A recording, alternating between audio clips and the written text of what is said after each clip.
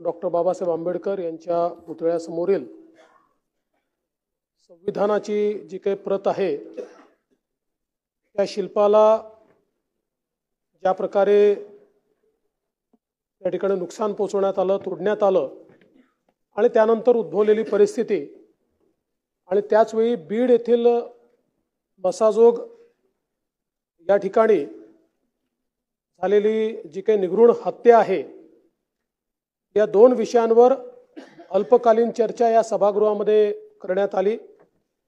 या चर्चेमध्ये सन्माननीय श्री नितीन राऊत साहेब, श्रीमती नमिताताई मुंदडा, श्री राजकुमारजी बडोले, सन्माननीय डॉक्टर राहुल पाटील, सन्माननीय श्री सुरेश धस जी, सन्माननीय श्री जितेंद्र आव्हाड जी, सन्माननीय श्री अभिमन्यू पवार जी, सन्माननीय नानाभाऊ पटोले जी, सन्माननीय संदीप क्षीरसागर जी, सन्माननीय विजय सिंह पंडित जी, सन्माननीय सुनील प्रभु जी, सन्माननीय अनिल देशमुख जी, सन्माननीय राजेश विटेकर जी, सन्माननीय राजूजी धोंड, सन्माननीय श्री सिद्धार्थ खरात, सन्माननीय श्रीमती ज्योति गायकवाड, सन्माननीय बाबूराव कदम, सन्माननीय संजयजी मेश्राम, सन्माननीय श्री रोहित पवार या सर्व सन्माननीय सदस्यांनी या ठिकाणी सहभाग घेतला आणि या घटनेच्या संदर्भात जी काही माहिती त्यांच्याकडे आहे किंवा जी काही त्यांनी प्राप्त केली आहे, जी माध्यमात आली आहे, त्यातनं जे काही प्रश्न उपस्थित झाले आहेत, अशा सगळ्या बाबींवर या ठिकाणी एक सविस्तर अशा प्रकारची चर्चा केली। पहिल्यांदा मी परभणीच्या प्रकरणाच्या संदर्भातली माहिती या सभागृहाला देऊ इच्छितो। परभणीमध्ये आपल्याला कल्पना आहे की साधारणपणे दिनांक 10/12/2024 ला साधारणपणे 4:30 ते 4:45 दरम्यान एक दत्तराव सोपनराव पवार वय 47 या माणसाने जी काही भारतरत्न डॉक्टर बाबासाहेब आंबेडकरांच्या पूर्णाकृती पुतळ्याजवळ एक प्रतिकात्मक संविधानाची प्रत ठेवली होती, ती तिथे तोडफोड केली, त्याची काच फोडली, ती खाली फेकली आणि त्यानंतर अनेक घटनांना त्या ठिकाणी सुरुवात झाली। मुळात जर आपण बघितलं तर ही घटना घडल्यानंतर त्या ठिकाणी पोलिसांना जशी माहिती मिळाली, पोलीस घटनास्थळी पोहोचले, मोठ्या प्रमाणात जमाव त्या ठिकाणी वाढू लागला। जमावाने रोडवरनं जाणाऱ्या एका बसची, ट्रकची काच फोडली, रास्ता रोको आंदोलन सुरू केलं। मात्र त्यातल्या काही लोकांनी जिल्हाधिकाऱ्यांना फोन केला आणि त्यांना सांगितलं तुम्ही या ठिकाणी या।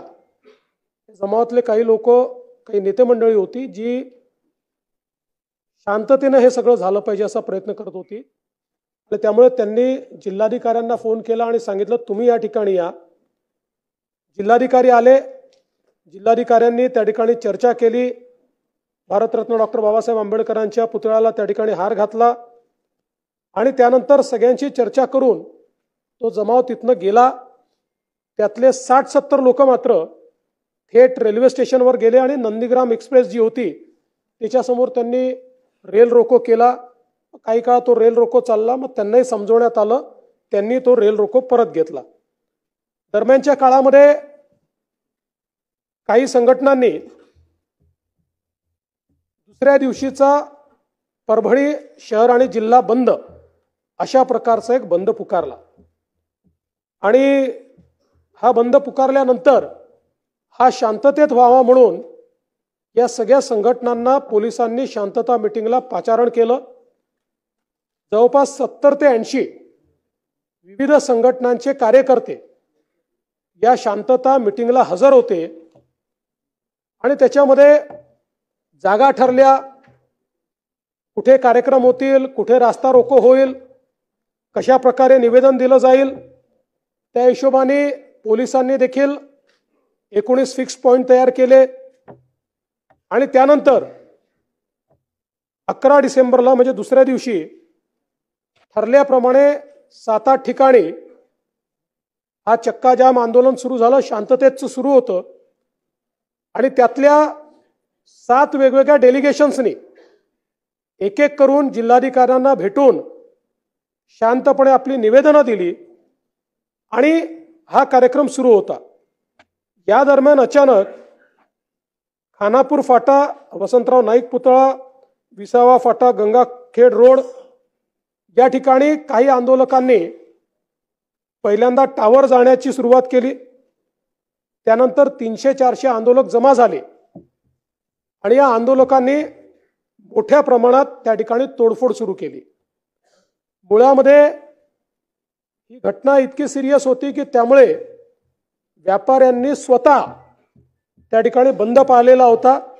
कुठलंही दुकान उघडं नव्हतं. तथापि हा जो काही जमाव होता, हा जमाव बंद असलेल्या दुकानांची तोडफोड कर, त्यांचे CCTV फोड, बाहेर काहींच्या समोर तारा होत्या, वायर्स होत्या, त्या जाळण्याचं काम त्या ठिकाणी सुरू झालं आणि मग दिसेल ती मोटर त्या ठिकाणी जाळण्याचं काम झालं. मोठ्या प्रमाणात वेगवेगळ्या ज्या काही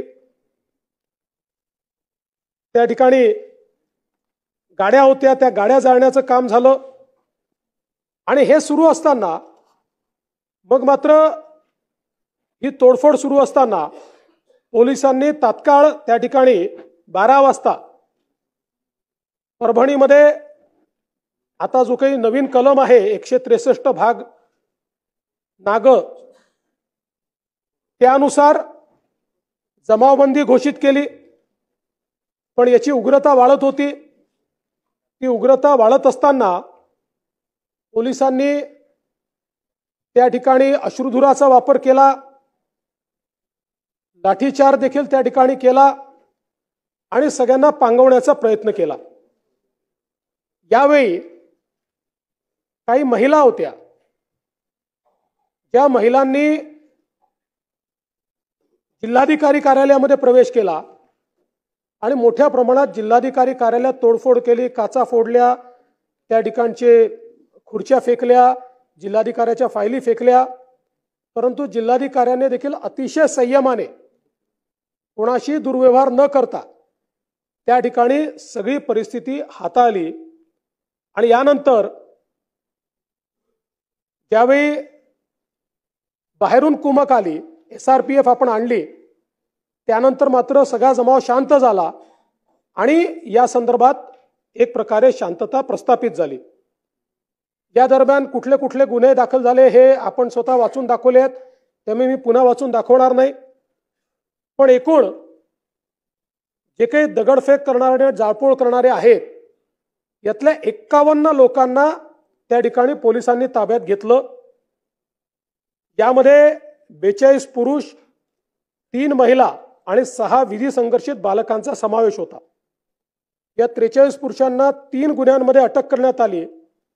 महिला आणि बालकांना अटक करण्यात आली नाही. महिलांना नोटीस देण्यात आली आणि घरी सोडून देण्यात आलं. त्यांच्यावर कुठलीही कारवाई या ठिकाणी करण्यात आली नाही.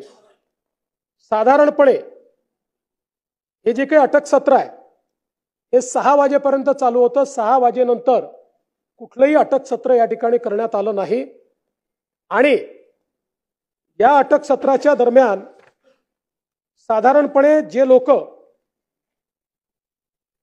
या ठिकाणी व्हिडिओ फुटेजमध्ये तोडफोड करताना दिसत आहेत, कोणालाही मास्क वगैरे काही नाहीये, चेहरे सगळ्यांचे खुले आहेत आणि खुल्या चेहऱ्याने त्या ठिकाणी लाठ्या काठ्या घेऊन गाड्यांची तोडफोड करतायत, दुकानांची तोडफोड करतायत. अशा लोकांवर ही कारवाई जी आहे ती या ठिकाणी करण्यात आलेली आहे. तर काही अजून फॅक्ट मला या निमित्ताने ठेवायचे आहेत. एक तर हा जो पवार आहे,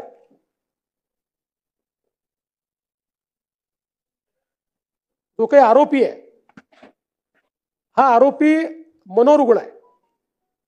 2012 पासून त्याच्यावर ट्रीटमेंट चाललेली आहे आणि त्या दिवशी खरं म्हणजे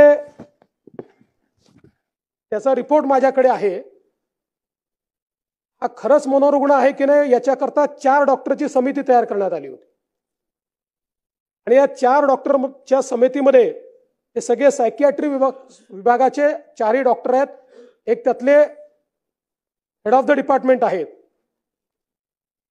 त्यांनी जो काही याच्या संदर्भातले याचे कागदपत्र आणि याची टेस्ट घेऊन जो रिपोर्ट दिला आहे त्यात त्यांनी रिपोर्ट दिलेला आहे की as per serial mental status examination observation and available previous treatment record, it can be referred that he has a mental illness, psychotic illness vis-a-vis mood disorder, is on treatment for the same. He has understood the meaning of the wrongful act and he has realized the consequences of the wrongful act. He needs to take regular treatment of psychiatrist. त्यात पुढे त्यांनी हे म्हटलंय की he has been seeking treatment for behavioural issues and alcohol use from Parbhani and Akola based on psychiatrist since 2012. He is aware of his mental illness and seeking help for the same. He has expressed feeling of guilt, hopelessness, death wishes intermittently in reaction to the current life event. त्यामुळे मुळातच पहिल्यांदा तर मी या ठिकाणी सांगू इच्छितो ही जी काही एक कॉन्स्पिरसी थिअरी तयार करण्यात येते की सकल हिंदू समाजाचा मोर्चा झाला आणि मग त्या मोर्चात काहीतरी संविधानाच्या विरुद्ध बोललं गेलं आणि मग त्याच्यातनं अशा प्रकारची घटना झाली म्हणून ते देखील या ठिकाणी स्पष्ट झालं पाहिजे.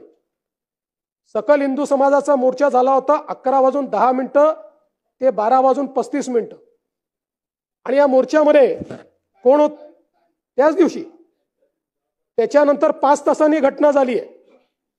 हा जो व्यक्ती आहे हा या मोर्चात नाही, हा आपल्या बहिणीच्या घरून तिथे आलाय. आणि या मोर्चामध्ये कोण कोण उपस्थित होते? आमदार राहुल पाटील आपण उपस्थित होतात, स्वतः राहुल पाटील उपस्थित होते, आपले उबाठा आपल्या शिंदे गटाचे आनंद भरोसे, सुभाष जावळे, मराठा समन्वयक उपस्थित होते. याच्यामध्ये केवळ राहुल पाटील या ठिकाणी सांगतील याच्यामध्ये केवळ आणि केवळ बांगलादेशातल्या हिंदूंच्या संदर्भात, बांगलादेशातल्या अल्पसंख्याकांच्या संदर्भात मागणी करण्यात आली. कुठल्याही राजकीय नेत्याने त्या ठिकाणी भाषण केलं नाही, केवळ साधू संतांनी भाषण केलं. भारताच्या संविधानाच्या संदर्भात एक शब्द देखील त्याच्यामध्ये बोलण्यात आला नाही. सर्व पक्षीय लोक त्या ठिकाणी होते. त्यामुळे ही कॉन्स्पिरसी थिअरी तयार करणं म्हणजे एक प्रकारे समाजात तेढ निर्माण करण्याचा प्रयत्न करणं आहे. ही कुठेही हिंदू विरुद्ध दलित अशा प्रकारची दंगल नाही. आणि हे जे काही संविधान भारताचं आहे हे आपल्या सगळ्यांचं आहे. त्यामुळे संविधानाचा अपमान करणारा कुठल्या जातीचा, धर्माचा, पंथाचा असेल त्याच्या जाती धर्म पंथाकडे न पाहता त्याच्यावर जी काही कडक कारवाई करता येईल ती कारवाई केली पाहिजे, हे अत्यंत महत्त्वाचं आहे. आणि म्हणून या संदर्भात पहिल्यांदा तर ही कारवाई कुठल्याही जाती द्वेषातनं तयार झालेली नाही, कुठल्याही कॉन्स्पिरसीतनं अशा प्रकारे घटना घडलेली नाही, तर एका मनोरुग्णाने अशा प्रकारची घटना करून एक प्रकारे शहराचं स्वास्थ्य पूर्ण खराब केलेलं आहे. आता याच्यामध्ये एक अजून डिफरन्सिएशन केलं पाहिजे की या ठिकाणी बहुतांश आंदोलक, बहुतांश हे शांततेने आंदोलन करत होते. ज्या प्रकारे भारतरत्न डॉक्टर बाबासाहेब आंबेडकरांना अपेक्षित आहे त्याप्रमाणे पूर्ण प्रशासनाला सहकार्य करून त्यांनी ते आंदोलन केलं. हे हजारो लोक होते. 200-300 लोक केवळ असे होते की ज्यांनी या आंदोलनाला पूर्णपणे गालबोट लावलं आणि समोरून कुठलाही फोर्स नाहीये, परंतु कुठल्या तरी उद्वेगानं त्या ठिकाणी मोठ्या प्रमाणात तोडफोड झाली. आणि म्हणून ही जी कारवाई आहे आता ती अधिकची झाली आहे का याच्यावर मी येणार आहे. पण एक गोष्ट या सभागृहाने देखील लक्षात घेतली पाहिजे की जर बहुतांश लोक शांततेनं त्या ठिकाणी आंदोलन करत असतील तो राईटफुल अधिकार आहे. अशा वेळी जर काही लोक तोडफोड करत असतील तर आपल्याला ठरवायचं आहे की अशा प्रकारचा लॉलेसनेस आपण मान्य केला पाहिजे का? एक कोणीतरी मनोरुग्ण अशा प्रकारची कारवाई करतो आणि त्याच्यानंतर आपण बघा लोकांचं नुकसान किती झालंय. या ठिकाणी सरकारी कार्यालयांचं नुकसान तर आहेच, पण सामान्य जे नागरिक आहेत यांच्या गाड्या तोडल्या, टू व्हीलर तोडल्या, दुकानं तोडली, त्याचं देखील प्राथमिक नुकसान 1,89,54,400 कोटी रुपयाचं आहे. या लोकांचा काही संबंध नाही आहे या घटनेशी, पण त्यांचं अशा प्रकारे नुकसान हे या ठिकाणी करण्यात आलेलं आहे. पण हे सगळं होत असताना एक विषय सातत्याने या ठिकाणी आला, कोम्बिंग ऑपरेशनच्या संदर्भात. खरं म्हणजे साधारण 4-4:30 वाजता मला सन्माननीय बाळासाहेब आंबेडकरांचा फोन आला आणि बाळासाहेबांनी मला सांगितलं की मला माहिती मिळते की काहीतरी कोम्बिंग ऑपरेशन चाललंय. मी तात्काळ पोलिसांशी बोललो. त्यांना म्हटलं कशाचं कोम्बिंग ऑपरेशन करताय? म्हणाले आम्ही कोम्बिंग ऑपरेशन करत नाही, जे अपॅरंटली दिसतायत व्हिडिओ त्यांना आम्ही पकडतोय. मी त्यांना म्हटलं त्याचाही संदेश चांगला जात नाही. त्यानंतर आयजींचं, माझं आणि बाळासाहेब आंबेडकरांचं एकत्रित बोलणं झालं आणि 6 वाजेनंतर कुठल्याही वस्तीमध्ये कोणीही गेलेलं नाही. 6 वाजेनंतर कोणाला अटक देखील केलेली नाही. त्याच्यामुळे अशा प्रकारचं कोम्बिंग ऑपरेशन करण्यात आलंय हे काही योग्य नाही किंवा हे वस्तुस्थितीला धरून नाही. मात्र यामध्ये एक तक्रार ही आलेली आहे की पोलीस निरीक्षक अशोक घोरबांड यांनी वाजवीपेक्षा जास्त या ठिकाणी बळाचा वापर केला किंवा रॅशली बळाचा वापर केला. निश्चितपणे याची चौकशी केली जाईल आणि चौकशी होतपर्यंत अशोक घोरबांड यांना त्या ठिकाणी सस्पेंड केलं जाईल आणि त्यांना सस्पेंड करून याची चौकशी पूर्णपणे केली जाईल की त्यांनी वाजवीपेक्षा अधिक अशा प्रकारचा या ठिकाणी बळाचा वापर केला आहे का.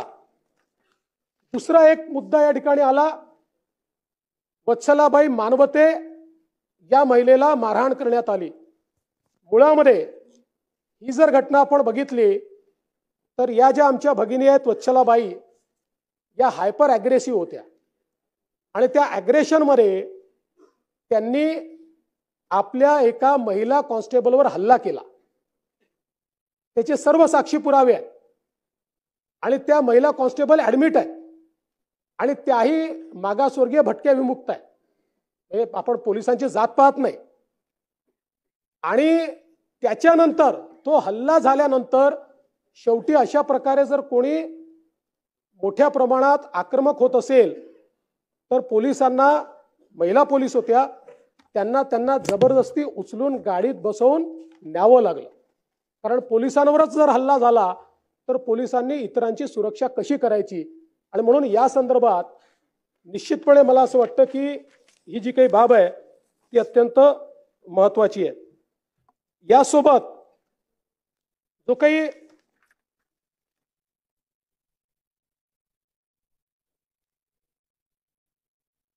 एक आंदोलक आहेत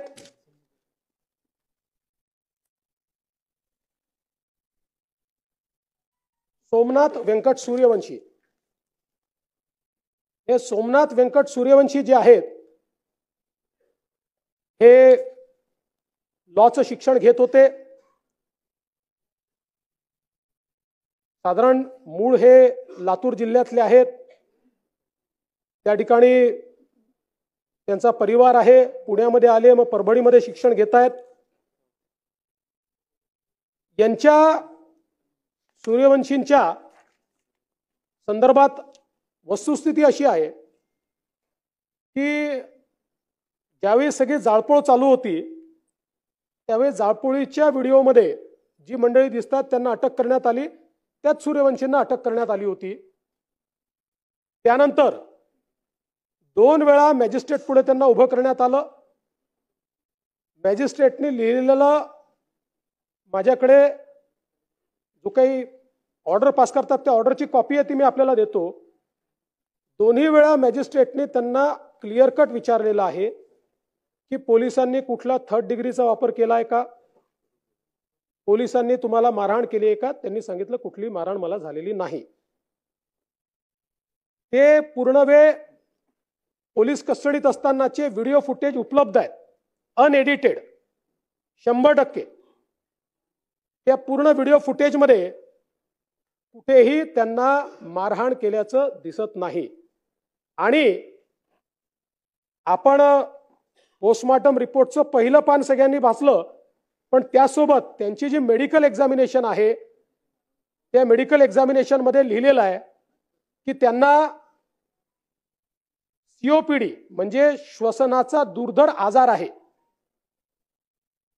आणि ब्रेथलेसनेस आहे, असं त्यांच्या मेडिकल एक्झामिनेशन मध्ये लिहिलेलं आहे.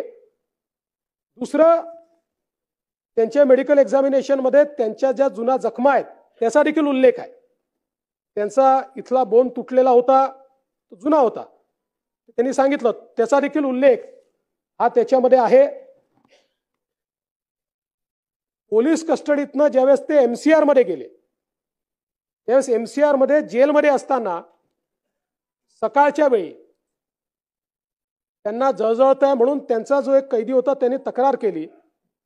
ती तक्रार केल्यानंतर त्यांना हॉस्पिटलमध्ये नेलं आणि हॉस्पिटलमध्ये नेल्यानंतर त्यांना मृत घोषित केलं. या संपूर्ण प्रकरणामध्ये अनेक शंका या तयार झालेल्या आहेत. पहिल्यांदा तर जरी त्या सगळ्या प्रकरणातले ते आरोपी असले तरी देखील गरीब समाजाचे आहेत, वडार समाजाचे आहेत, मागासवर्गीय आहेत आणि म्हणून पैशांनी काही कोणाचा जीव परत येत नाही. तथापि त्यांच्या कुटुंबाला 10 लाख रुपयाची मदत ही राज्य सरकारच्या वतीनं केली जाईल. आणि ज्या शंका उपस्थित झाल्या, शेवटी शंका जर उपस्थित झाल्या असतील तर त्याचं निरसन झालं पाहिजे, केवळ एकतर्फी होऊन चालणार नाही. आणि म्हणून या सगळ्या प्रकरणाची न्यायालयीन चौकशी ही केली जाईल. आणि ही करत असताना नानाभाऊ आपल्यालाही सांगतो आणि नितीन राऊत साहेब आपल्यालाही सांगतो, 1998 नंतर माननीय उच्च न्यायालयाने निर्णय घेतला की न्यायालयीन चौकशी करता आम्ही सिटिंग जज देणार नाही. आपण त्यांना पत्र पाठवतो, ते रिटायर्ड जजची नावं पाठवतात, त्याच्यावरच आपण न्यायालयीन चौकशी करतो. तशा प्रकारे जे काही संशय याच्यात तयार झालेले आहेत त्या संशयाच्या संदर्भातली न्यायालयीन चौकशी ही निश्चितपणे केली जाईल. माझी या माध्यमातनं सगळ्यांना अपील आहे की काही लोकांना असं वाटतं की या राज्यामध्ये कायदा सुव्यवस्था राहू नये. काही अशा शक्ती आहेत की ज्या जाती जातीमध्ये दंगे पसरवण्याचा प्रयत्न करतात. पण मुळामध्ये संविधान सगळ्यांचं आहे आणि त्यामुळे संविधानाच्या संदर्भातला झालेला अपमान हा प्रत्येक भारतीयाचा अपमान आहे. याला कुठल्या जाती धर्माशी जोडून आपण जर त्यात भेद निर्माण करू लागलो तर मला असं वाटतं की मग आपल्यापैकी कोणीही भारतरत्न डॉक्टर बाबासाहेब आंबेडकरांच्या नाव घेण्याची लायकी ठेवणार असणार नाही. आपल्याला या ठिकाणी हे लक्षात घेतलं पाहिजे. आणि विशेषतः आमच्यासारख्या तुमच्यासारख्या सगळ्या राजकीय नेत्यांनी अशा प्रकरणांमध्ये संयमाने जेवढ्या लवकर तणाव कमी होऊ शकेल तो तणाव कमी करण्याचा प्रयत्न हा केला पाहिजे. एवढीच माझी या निमित्ताने अपील आहे. अध्यक्ष महोदय, यासोबत बीडमध्ये जे प्रकरण बसा जोगला या ठिकाणी झालं,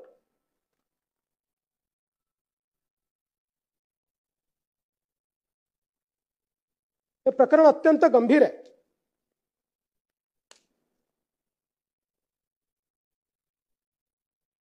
यातनं खरं म्हणजे एक केवळ संतोष अण्णा देशमुख यांची निगृण हत्या करण्यात आली इथपर्यंत हे प्रकरण मर्यादित नाही.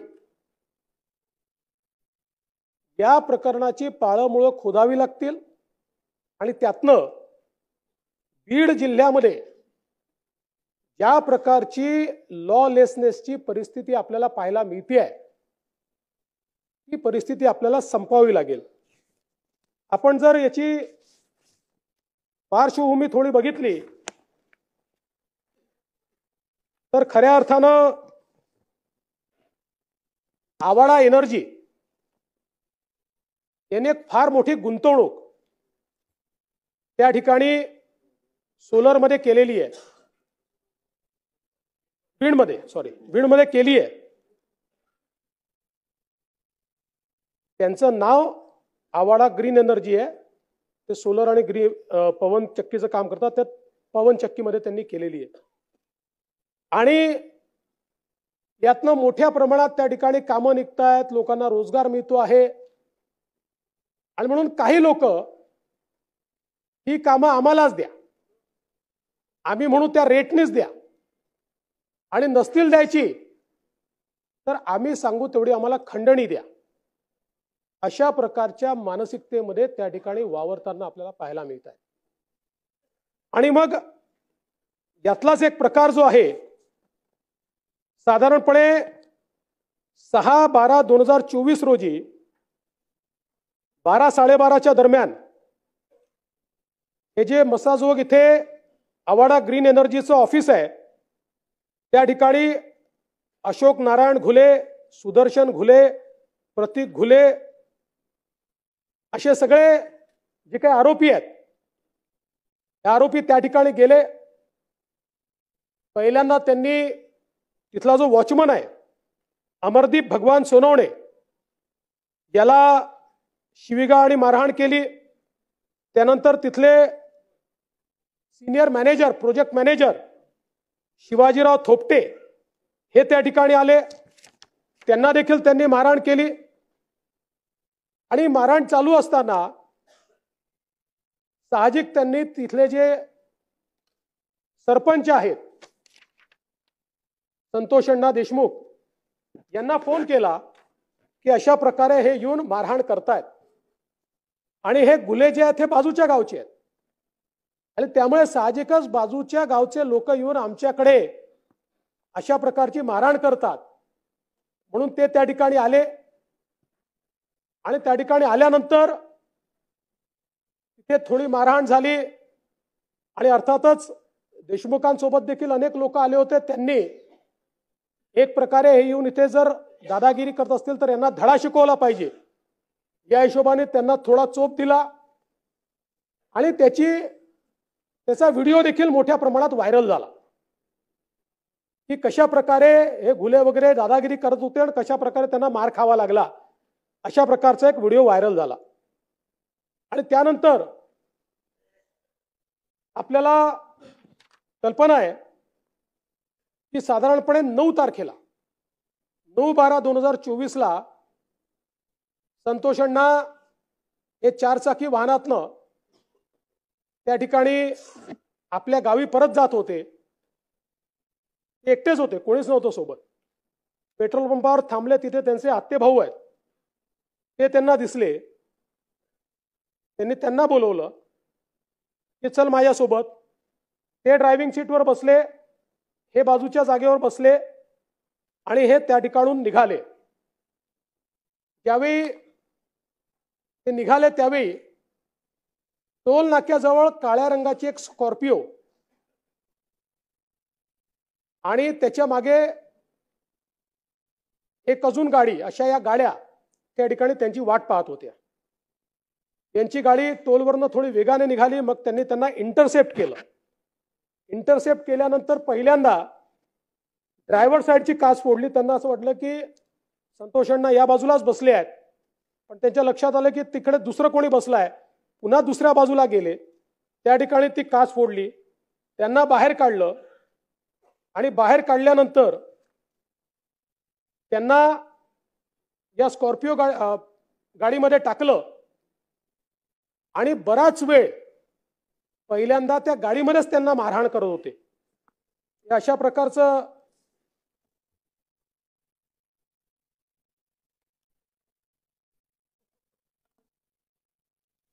अशा प्रकारच्या तारा होत्या की ज्या तारांच्या अशा त्या गुंडाळून आणि जे पाठीवर सगळे व्रण दिसत आहेत ते याचे व्रण आहेत. याने त्यांना प्रचंड मोठ्या प्रमाणात त्या ठिकाणी मारहाण करण्यात आली. त्याच्यानंतर पुढे त्यांना उतरवून मारहाण करण्यात आली. आणि त्यावेळी असं लक्षात आलं की आता हे जिवंत नाहीत, त्यावेळी त्यांना सोडून हे सगळे लोक पळाले. आता या सगळ्या याच्यात सातत्याने सरपंचांचा भाऊ हा घुले यांच्या संपर्कात होता आणि तो घुले त्यांना सारखा सांगायचा 20 मिनिटात सोडतोय, 15 मिनिटात सोडतोय. अशा प्रकारे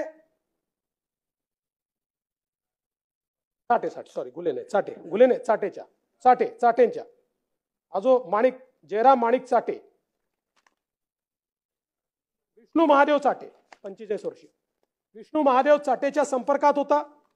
तो सारखा सांगायचा सोडतोय, पण त्यांनी त्यांना काही सोडलं नाही. प्रचंड मारहाण त्यांना त्या ठिकाणी करण्यात आली आणि त्या मारहाणीमध्ये त्यांचा मृत्यू त्या ठिकाणी झाला. अतिशय दुर्दैवी अशा प्रकारचा मृत्यू आहे. यात एकच फक्त सुरेश अण्णांनी या ठिकाणी जो मुद्दा मांडला, कारण काही गोष्टी या रेकॉर्डवर ठीक असल्या पाहिजे म्हणून सांगतो की हा जो काही मुद्दा समोर आलेला आहे की त्यांचे डोळे वगैरे जाळण्यात आले, ही वस्तुस्थिती नाही आहे. त्यांच्या डोळ्यावर मारण्यात आलेला आहे, पण डोळे जाळण्यात आलेले नाही आहेत. पण जो काही त्यांची हत्या झालेली आहे अतिशय निगृढ अशा प्रकारची ही हत्या झालेली आहे.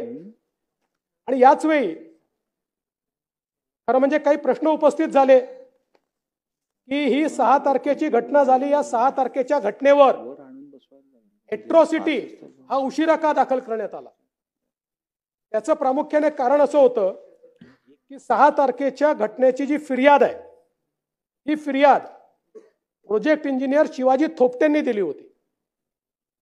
आणि त्यावेळी त्यांनी स्वतःला मारहाण कशी झाली या संदर्भातली फिर्याद दिल्यामुळे तिथे अॅट्रॉसिटी अट्रॅक्ट झाला नाही. 4 दिवसांनी ज्यावेळेस त्यांनी ॲडिशनल फिर्याद अमरदीप सोनवणेची दिली, अमरदीप सोनवणे हे मागासवर्गीय असल्यामुळे त्या फिर्यादीवर अॅट्रॉसिटी त्या ठिकाणी लागू करण्यात आली. याच दरम्यान एक अजून वस्तुस्थिती आपल्या लक्षात आली आहे, ती म्हणजे 29/11/2024 रोजी ही एक केस पोलीस ठाण्यात फिर्याद आहे. हिच्या फिर्यादीमध्ये असं म्हटलंय की सुनील केंदू शिंदे हे मस्साजोग येथील आवादा एनर्जी प्रकल्पाच्या कार्यालयात हजर असताना त्यांचा मोबाईल क्रमांक जो काही असेल वर विष्णू चाटे याच्या मोबाईल क्रमांक जो काही असेल यावरून वाल्मिक कराड याने प्रकल्पाचे काम बंद करण्याबाबतची धमकी दिली. तसेच दुपारी 14:30 सुदर्शन घुले याने कार्यालयात येऊन काम बंद करण्याबाबत धमकी दिली. व काही दिवसापूर्वी Shivaji Thopte project senior manager यांना वाल्मिक कराड याने परळी येथे बोलवून आवादा कंपनीचे काम बंद करा, अन्यथा 2 करोड रुपये देऊन काम चालू ठेवा असे सांगितले. व वेळोवेळी विविध लोकांचे मोबाईलवरून प्रत्यक्ष अप्रत्यक्षरित्या प्रकल्पाचे काम बंद न ठेवल्यास मारहाण करण्याच्या व जीवे मारण्याच्या धमक्या दिल्या. हा गुन्हा आधी घडलेला आहे, त्यानंतर हा गुन्हा घडलेला आहे. मात्र या संपूर्ण प्रकरणामध्ये या दोन्ही गुन्ह्यांचा काय संबंध आहे याची चौकशी आपण करतोय. मी या निमित्ताने या सभागृहाला आश्वस्त करू इच्छितो, हा जो काही गुन्हा घडलाय याचा मास्टर माइंड कोणीही असला तरी त्याच्यावर कारवाई केलीच जाईल. आपण वारंवार वाल्मिक कराडचं नाव घेतलं म्हणून नाव घेऊन सांगतो, या गुन्ह्यामध्ये एका गुन्ह्यात तर त्याचा पुरावा दिसतोच आहे, त्याच्यावर कारवाई होणारच आहे. पण याही गुन्ह्यामध्ये जर वाल्मिक कराड बद्दलचे पुरावे असतील तर तो कोण आहे, कुठल्या पक्षाचा आहे, कोणाकोणासोबत फोटो आहे, सगळ्यांसोबतच आहे, आमच्यासोबत आहे, यांच्यासोबत आहे, पवार साहेबांसोबत आहे, सगळ्यांसोबत आहे. कोणासोबत फोटो आहे याचा विचार न करता कारवाई केली जाईल. कारण मी काल देखील बोललो, ज्या प्रकारे बीड जिल्ह्यामध्ये अराजकाचं राज्य तयार करण्याचा प्रयत्न होतोय आणि विशेषतः काही सदस्यांनी सांगितलं, सुरेश अण्णांनी देखील सांगितलं, कोणावर 307 लावायच्या, कोणावर वेगवेगळ्या केसेस लावायच्या. मला असं वाटतं की अतिशय चुकीचं या ठिकाणी घडतं आहे आणि पोलीस प्रशासनाची जबाबदारीच आहे. मी काल देखील डीजींना सांगितलं की याचा दोष हा पोलीस प्रशासनाचा देखील आहे. पोलिसांनी देखील एखाद्यावर जर एखादी आपण फिर्याद नोंदवतोय तर त्याची वस्तुस्थिती काय आहे, मग इकडे फिर्यादी नोंदवायच्या आणि मग तिकडे बिसमरी करायची आणि मग मध्यंतरीच्या काळामध्ये हे सगळे निर्ढावलेले अशा प्रकारचं काम करताना आपल्याला पाहायला मिळतात. हे यापुढे सहन केलं जाणार नाही. मी या सभागृहाला आश्वस्त करतो, या बीड जिल्ह्यामध्ये अशा प्रकारच्या क्रिमिनल ऍक्टिव्हिटी करणारे जे कोणी असतील यांची पाळंमुळं आम्ही खणून काढू आणि यांच्यावर तर मी सांगितलेलं आहे, कारण सगळ्यांवर गुन्हे आहेत, त्यामुळे 302 वगैरे सगळं तर लागेलच, पण सोबत यांच्या सोबत काम करणारे जेवढे लोक आहेत वेगवेगळ्या गुन्ह्यांमध्ये, हे सगळे एकत्रितपणे मकोकाच्या गुन्ह्याला पात्र होतात. त्यामुळे यांच्यावर मकोका देखील या ठिकाणी लावण्यात येईल. पुराणवयानेही जे जे लोक या गुन्ह्यामध्ये प्रत्यक्षपणे किंवा या गुन्ह्याला एड करतायत अशा प्रकारचं निष्पन्न झालं, त्यांनाही संघटित गुन्हेगारीचा भाग समजून त्यांनाही मोकामध्ये टाकण्यात येईल. आणि बीड जिल्ह्यामध्ये वाळू माफिया, बीड जिल्ह्यामध्ये या ठिकाणी वेगवेगळ्या उद्योगांना त्रास देणारे अशा प्रकारचे जे लोक आहेत, भूमाफिया पण असतील, एक मोहीम हातामध्ये घेऊन या सर्व लोकांवर संघटित गुन्हेगारीच्या अंतर्गत त्या ठिकाणी कारवाई करण्यात येईल. आणि हे जे सगळं प्रकरण आहे, या प्रकरणामध्ये 2 प्रकारची चौकशी आम्ही करणार आहोत. एक आयजी लेवल अधिकारी यांच्या अंतर्गत एसआयटी तयार केलेली आहे. ती एसआयटी या प्रकरणाची पूर्ण चौकशी करेल. आणि दुसरीकडे, कारण शेवटी एसआयटी चौकशी करताना गुन्ह्याच्या अनुषंगाने करते, इकोसिस्टीमच्या अनुषंगाने चौकशी झाली पाहिजे, म्हणून न्यायालयीन चौकशी देखील या संपूर्ण प्रकरणाची या ठिकाणी केली जाईल. टाइमलाईन आपण साधारणपणे 3 ते 6 महिन्यात पूर्ण करू. 3 ते 6 महिन्यात. आणि स्वर्गीय संतोष देशमुख जे आहेत, यांच्यासारखा एक युवा सरपंच, खरं म्हणजे मी मगाशी देखील बोललो, कोणाच्या जीवाचं मोल आपण पैशाने करू शकत नाही, तथापि एक छोटीशी मदत म्हणून त्यांच्या परिवाराला 10 लाख रुपयाची मदत ही राज्य सरकारच्या वतीनं करण्यात येईल. आणि या संपूर्ण प्रकरणाची गंभीरता आणि त्यासोबत या ठिकाणी जी प्रकरणं बाहेर येत आहेत, या सगळ्या प्रकरणांमध्ये कुठेतरी पोलीस प्रशासनाची कुचराई दिसत असल्यामुळे बीडच्या एसपींना ट्रान्सफर करण्याचा निर्णय हा या ठिकाणी मी घेतलेला आहे. महाजनांचा जो विषय आहे, पाटीलला तो ऑलरेडी आपण सस्पेंड केलाय, पण महाजनांच्या संदर्भात आपल्याला मी माहिती घेतली. बघा, चुकीच्या व्यक्तीवर कारवाई होऊ नये म्हणून मी तुम्हाला टाइमलाईन सांगतो. आणि ही जी टाइमलाईन आहे ही सगळी सीसीटीव्ही फुटेजमध्ये उपलब्ध आहे. 15:24 किडनॅपिंग झालं. 15:35 महाजन यांना मृतकाच्या भावाचा फोन आला. 15:43 सुदर्शन घुलेचं लोकेशन हे त्यांनी चिचोली माळी शिवारात असल्याचं महाजनांनी असर्टन केलं. 15:52 शासकीय आपलं वाहन त्या ठिकाणून रवाना झालेलं आहे आणि त्या भागामध्ये पूर्ण भागामध्ये स्वतः महाजन आपली टीम घेऊन फिरताना दिसत आहेत. 16:26 त्या ठिकाणी त्यांचं बोलणं हे शिवराज देशमुख म्हणजे जे त्यांचे आत्तेभाऊ आहेत, जे ड्रायव्हर होते, त्यांच्याशी झालेलं आहे. आणि 16:36 देखील त्यांचं टोल नाक्यावर लोकेशन दिसत आहे पूर्ण त्यांच्या टीम सहित. त्यामुळे या संपूर्ण केसमध्ये सर्वात क्विक रिस्पॉन्स जर कोणी दिला असेल तर हे जे काही पीए महाजन आहेत त्यांनी दिलेला आहे. आणि त्यांच्याबद्दल घरच्यांची देखील तक्रार नाही आहे. त्यामुळे चुकीच्या माणसावर कारवाई होऊ नये. बाकी इतरांनी ज्या वेगानं कारवाई करण्याची गरज होती ती कारवाई न केल्यामुळे आपण त्यांच्यावर कारवाई केलेली आहे. मी पुन्हा एकदा सभागृहाला आश्वस्त करू इच्छितो की कायदा आणि सुव्यवस्था ठेवणं ही सरकारची आणि आपल्या सगळ्यांची जबाबदारी आहे. कुठल्याही प्रकारे जातीय तणाव निर्माण होऊ नये. कुठल्याही प्रकारे या ठिकाणी कोणी कोणाला लुटताय, ओरबाडताय, खंडणी वसूल करताय, अशा प्रकारचे प्रकार घडू नयेत. या दृष्टीनं पुढच्या काळामध्ये देखील पोलीस विभागाला तत्परतेनं कारवाई करण्याकरता या ठिकाणी सांगितलं जाईल.